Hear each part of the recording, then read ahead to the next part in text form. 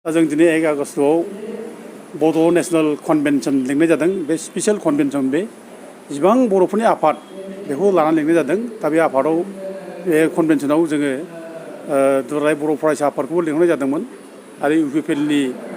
नेता प्रमद बर'खौ जों लिंहरनाय जादोंमोन। बिसोरनो स्टिक हैनाय जादों। दा जोङो बिसोरनिफ्राय स्टिकआव जायनाखि रिसिभ खालामनाय बेखौ जों लाना फैदों। दा बिथांमोना फैनो हायाखै माबा खारनाव, खिन्थु गुबुन गुबुन आफादफ्रा दिनै जोंजों फ्राय फैजोबदों। बर' समाज दङ, राइटार्स एकाडेमि दङ, ओमफ्राय बिदिनो वेस्ट बेंगलनिफ्राय बर' समाज दङ, ओमफ्राय बर' हिस्ट्रिकेल ससाइटि दङ, आरो लोगोसे माने आबोब दङ, ओमफ्राय साख्रिआवला आफाद दङ, माने दुलाराय हारिमु आफाद दङ। दा बिदिनो गुबुन गुबुन आफादफ्रा जोङो दिनै ज' जादों बेयाव जोंनि कनभेनसनाव। दा जोंनि कनभेनसन लिंनायनि मेइन उद्देश्य जादों जे दिनै जोंनि बर' हारिनि गेजेराव जे जेरैखम थासारि फैबाय, जे जोंहा पलिटिकेल जोंहा राइट दंमोन, जोंहा अधिकार दंमोन, जोङो मोनसे पावार मोन्दोंमोन, बिटिसि पावार 6 सिडुल खुंथाइ। बे खुंथाया दिनै मोनसेनि उनाव मोनसे जोंनि मेगनजोंनो गोमालांगासिनो दङ, जोबलांगासिनो दङ। दा जोंनि मोनथाया जुदि जोंनि 6 सिडुलनि जेरै पावार बे जुदि जोंनि मेगनजोंनो जुदि मोनफा मोनफा थांफिनगासिनो दंब्ला जों मा खालामनाया मोजां, बेखौ जों बोरै होबथानो, बे जिनिसखौ जों माने सावरायदों दिनै। आरो बे सावरायनाया बे मिटिङाव सावरायनायल' बाथ्रा नङा। जों गोबां रायजो राजानिफ्राय जों खोनादों जे मा जाबावनो बर'फ्रा, मा खालामबावनो बर'फ्रा। बयनिबो मोनसे गोसो बायनाय जे मा जाबावनो, बिदि मोनसे गोसो बायनाय फिलिंस जों मोनबाय थादों। दा बेखायनो जों बयनिफ्रायबो जिथु दिनै बर'निफ्राय जों मोनजोब्बाय जेब्ला जे बर' हारिया अलखदाव गोलैबाय, दा बे अलखदाव गोलैनाय बर' हारिखौ जों बोरै बोखांफिननो, दा जों बे जिनिसखौ लानानै जों दिनै सावरायदों आरो जोङो गोथौयै सावरायबाय दिनै। जोङो सावरायनायनि गेजेरजों जोङो दिल्लीयाव थांनायनि प्रग्रामखौ जों दिनै माने थिरांथा खालामबाय। जे दिल्लीयाव 8 थारिखआव जोङो जन्तर मन्तराव धरना होगोन। दा जन्तर मन्तराव धरना होयोब्ला जों 8 थारिखजों सहैनांगोन बयबो। दा बे 8 थारिखआव सहैनो थाखाय जोङो जोंनि गेदेमा बर' फिसाफोर जों बेखौ लिंदों। दा बिथांमोनहाबो थांनो होननानै जों खोथा होबाय। दा बिनि बादैबो आफाद हिसाबै बर' समाज थांगोन, ओमफ्राय राइटार्स एकाडेमि बिसोर थांगोन, आबोनिफ्राय थांगोन, आरो लोगोसे जोंहा बनसु गोदानै दाजानाय बनसु आफाद बिसोरबो थांगोन। दा बे ब्रैथि खोलोब बड'लेण्ड डिमान्डआव नोंथांमोना मा रोखोमै लांनो सानदों बे बड'लेण्ड मुभमेन्टखौ? जोंनि बे बड'लेण्ड मुभमेन्टआ पियरलि डेम'क्रेटिक जागोन आरो नन भायलेन्ट जागोन। आरो जों बे आन्दलनखौ जोङो खोब सुस्थ' भाबै जों लानो सानदों, मेलेमखौ बाहायनानै जों लानो सानदों। जाहाथे जोंनि आन्दलननि गेजेरजों जाहाथे जोंहा बर' फिसा जिउ खहा जाहाथे जाया, रावबो जाहाथे जिउ गारनाङा, जों ओंखायनो बेखौ स्मुथलि जों लांनो थाखाय जों सानदों। आरो जोंनि दाबिया जागोन जोंनि बड'लेण्डनि सिमाया फार्स्ट जोंनि सोनाबहा संकसनिफ्राय सानजा सदियासिम जागोन। जों संकसनिफ्राय सदियासिम बे दाबिखौ जों खालामगोन। आरो जोंनि अरिजिनेल बर'नि डिमान्डआ, जोंनि एबसुनि डिमान्डआ बेनोखा। जों बे दाबिखौ लानानै जों दिल्लीयाव धरना होगोन आरो बेखौ लानानै जों मेम'रेन्डामखौ बानायगोन।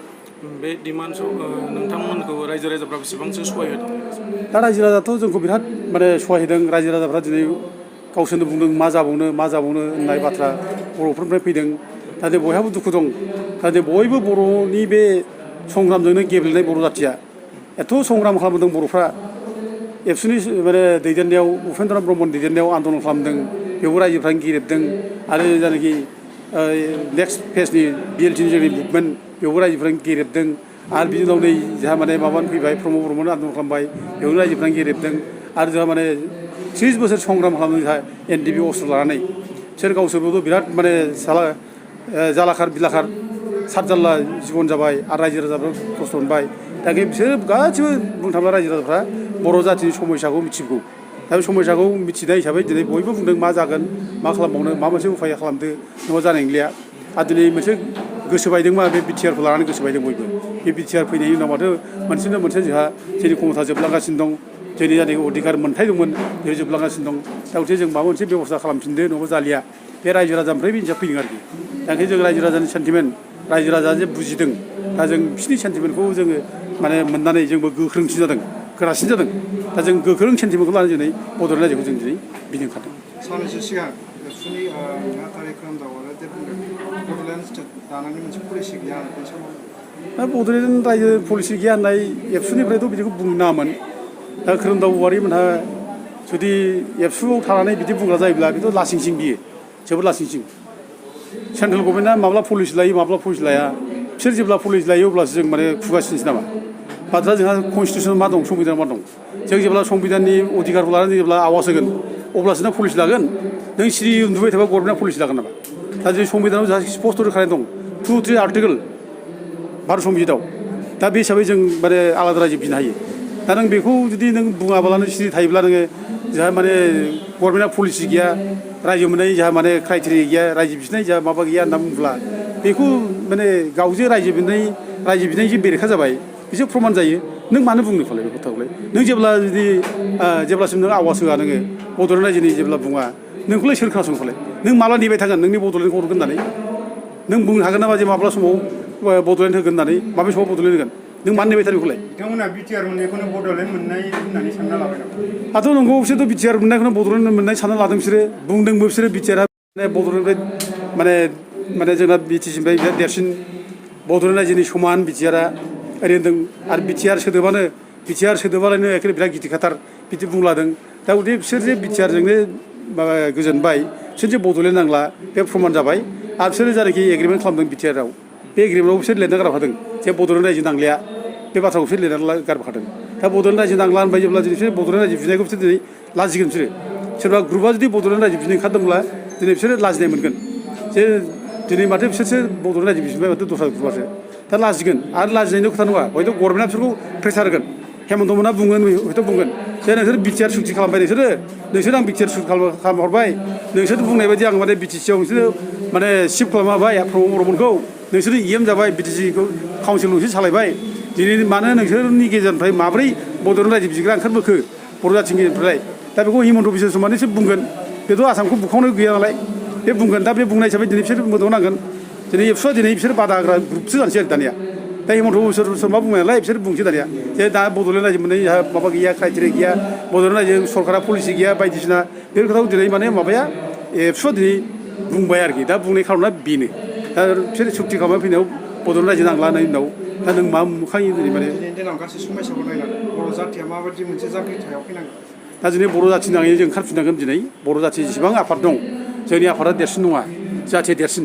दिनै जाथिया अलखद जाबाय जों बेखौ दिनै बयबो उपलब्धि खालामबाय दा जाथिया अलखद जानायखौ जों मिथिखा हसिखा जों दिनै मानो सिरि थानो दिनै जोंनि आफादा देरसिन नङा आफादनिफ्राय जों ओंखारबोनांगौ दिनै फरायसा आफादनिफ्राय गोबां मानसि दङ दुलाराय बर' फरायसाफोराव मोजां मानसिबो दङ बिथांमोना दिनै रिलाइज खालामनो गोबाङानो हयथ' बुंनो हायाखै दा जों खोनाबाय थायो जे जोंना माने गोजौ गभर्नमेन्टआ हाइ गभर्नमेन्टआ जोंना लिडारफ्रानो जोंना जुदि माने जोंनो मोनसे कनक्रिट मोनसे डिसिसन हरबा जों मा खालामनो बिसोर जि डिसिसन लायो जों बिदिसो मावनांगोन बे बाथ्राखौ जों बुंनाय खोनायो दा दिनै बेफोरनि थाखायनोथ' दिनै जोंनि गेजेराव मा जादों बे जेराव फरायसाफोरा मोनसे कनक्रिट डिसिसन लानो हायैयाव जाथिनि प्रब्लेमखौ गाबथानो हायैयाव दिनै जोंनाव दिनै बनसुबादि आफाद दिनै जन्म जाबाय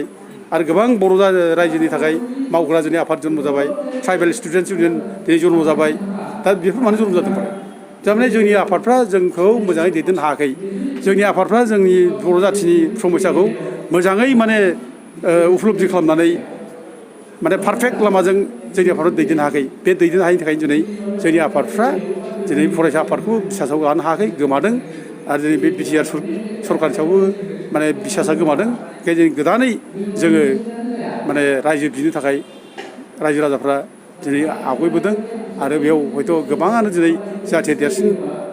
आफादा देरसिन नङा बेबायदि भाबा बयनावबो दिनै फैदों आरोखि दा बेखायनो दिनै नोंथांमोननि बड'लेण्ड सोमावसारनो लानायखौ दिनै आबसुनिफ्राय बिथांमोनखौ रायजोफोरा हेफाजाब गाज्रिया बिसोर माने गावसोरखौ माने गाज्रि बानो परिचय लादों माने बे लासिंसिं जाबाय आरो दिनै माने रायजोफ्रा सहाय दाहो हेफाजाब दाहो होननाय बाथ्रा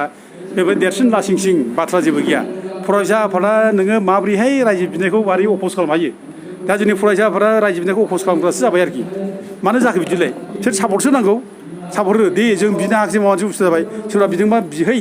लाबो बिनानै जाफुंथों बर'नि माने आलादा बड'लेण्डआ बेखौसो माने बिथांमोनहा ब्लेसिं होनांगौ बेखौसो बिथांमोनहा माने आशिर्बाद होनांगौ बिथांमोनहा थुलुंगासो होनांगौ दा थुलुंगा होनो नागारै बड'लेण्ड रायजो बिग्राखौसो जुदि नोङो रायजो राजानि गेजेराव जुदि नङै बाङै खोथा बुंनानै राजनिथि लाबा लानो थाखाय मावदों मादों होनब्ला बेखौथ' फोथायनाय नङा रायजो राजाफ्रा दा रायजोफ्रा मा लुबैदों रायजोफ्रा दिनै बिसोरनि लुबैनायखौ बिसोरनि साननायखौ जों दिनै सनमान होनो रोंनांगोन दा दिनै नोङो माने बड'लेण्ड रायजो बिनायखौ माने सापर्ट होनो नाङा बिसोर राजनिति लाबा लाबनि थाखाय खालामदों बेथ' मिसा खोथाथार आरोखि रायजोफ्रा बुजियो सैथोआव बबे नंखाय बबे नंगौ बे बुजियो दिनै फरायसा आफादा मा मावगासिनो दं सोर जे भुल मावगासिनो दं बेखौ रायजोफ्रा दा दिनै बुजिदों आरोखि बुजियाखै नङा नों सानसे भुल खोथा बुंनानै नंखाय खोथा बुंनानै रायजोआव सानसे मिसलेट खालामबाय थानो मानसि दैदेनबाय थानो रायजोफ्रा हमागोन ना जाम्बाब्लाबो बुजियो बबे सैथो खोथा नङा जाम्बाब्लाबो बुजियो खिन्थु बिसोरो मोजाङै जुक्ति होनानै बाथ्राखौल' माने फिननाय होनो रोङा काउन्टार होनो रोङा खिन्थु बबे सैथो बबे असैथो बेखौ बुजियो बेखायनो जोङो दैदेनगिरिफ्रा आफादनियाव खामानि मावग्राफ्रा जोङो खुनु दिन मिसा खोथा बुंनाङा खुनु थगायनाङा सैथोजों आवगायनांगौ नंगौ खोथा बुंनांगौ आरो नों नंगौ खोथा बुङोब्ला सैथोजों आवगायब्ला नों गोजान लामा हान्थिनो हागोन नों जेब्ला नंगौ खोथा बुंलिया थगायग्रा जाबाय अब्ला नों ससेयाव माने सोमब्रगोन दा दिनै फरायसाफोरा दिनै एफा गोबाव जोङो फरायसाफोरनि खामानि मावबाय बिराद सनमान दं फरायसाफोरा उपेन्द्रनाथ ब्रह्मनि समनिफ्राय जेनाखि फरायसाफोर मावदोंमोन बिराद सनमान बिराद मान गोनांमोन खिन्थु दिनैनि दिनाव बे फरायसाफोरा दिनै मुगैजाथाव जाबाय दिनै गाज्रि मोनजाबाय दिनै मानो गाज्रि मोनजादों दिनै बिसोर नंखाय खोथा बुंगासिनो दं थगायगासिनो दं नङाब्ला मा बिटिआर सुक्ति खालामना लाबाय बेखौनो बड'लेण्ड रायजो मोनबाय होनना बुंलाबायदों बे जोंहा बड'लेण्ड रायजो मोननायनि समान होनलाबायदों बेखौ रायजोफ्रा नंगौ सानदोंमोन सिगाङाव खिन्थु दिनै बुजिबाय रायजोफ्रा दा दिनै गथिखे नोंसोर बेसेबांखि मिसा खोथा बुंबाय था मानो बे मिसा खोथा बुंनाया नोंसोरनि थाखाय माइनास पइन्ट बे रायजोफ्रा नोंसोर बुजिगोन थगायदों होननानै आरो जेब्ला थगायदोंनो मानसिया हमनो हागोन नों अब्ला आवगायनो हानाय नङा थाबथागोन नों गाब्रगोन हाखराव सनितपुर आरो बिश्वनाथनि रायजो राजाफोरनि थाखाय मा बुंगोन आङो खावलायो सनितपुर आरो बिश्वनाथ सारिनि रायजो राजाफोरखौ दा बिथांमोनहा बिराद दुखु खस्थ' खालामदों गोदोनिफ्रायनो बिथांमोनहा जोङो बड'लेण्ड आन्दलन खालामनायल' नङा बिनि सिगांनिफ्रायनो सनितपुर आरो बिश्वनाथनि बर'फ्रा सै लै सैमा अमाफोर बादि हारसाफोरजों बेबहार खालामजादों होखारजादों बुथारजादों दा जों बेफोरनि थाखायनोथ' जोङो बड'लेण्ड रायजो बिदों दा जों बेफोरनि थाखायनो जोङो बड'लेण्ड रायजो बिनानै सनितपुर बिश्वनाथखौ सोसननांगौ गहपुरखौ सोसननांगौ गुन सदियासिम जों माने जोंनि दाबिखौ जों दिखांदों जोङो जेब्लानाखि ट्रिटमेन्ट माने एक्सपार्ट कमिटि फैयो डाक्टर भुपेन्द्र सिं दैदेननायाव अब्लाबो जों माने गहपुराव बेखौनो लांदों जाहाथे गहपुर एरिया जोंनि माने बड'लेण्डआव हाबफायो जों बेखौ दाबि खालामदों खिन्थु दुर्भाग्य हाबनाय जायाखिसै खिन्थु जों जेरैबाबो सोनांगौ जों बेखौ दाबि खालामो दा जों सनितपुर रायजोनि रायजो राजाफोरखौ जों बेखौनो खावलायो जे जोङो हयथ' माबा मोनसे खारनाव जोंनि आन्दलनाव जों साक्सेस खालामनो हायाखिसै जों दुखु प्रकास खालामो जों निमाहाबो बियो माबा मोनसे खारनाव जों सोनो हायाखिसै खिन्थु जों थगाया मिसा खोथा बुङा जों हानायखिनि सोसननो सेस्था खालामगोन